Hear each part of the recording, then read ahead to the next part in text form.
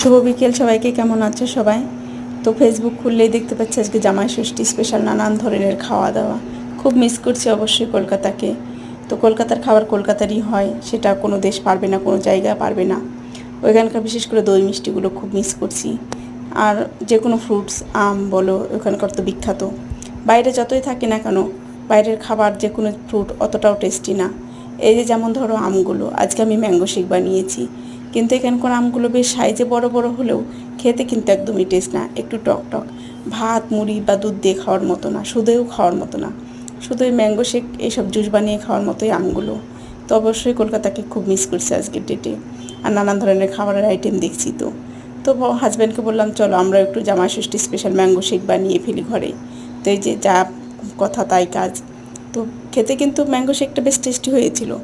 আর সবথেকে বড় কথা, এখানে কিন্তু আমগুলো খুব সস্তায় পেয়েছিলাম। একদম মানে 1.5 কিলো আম, কত 100 টাকা, হ্যাঁ 1.5 কিলো আম নিয়েছে 100 টাকা।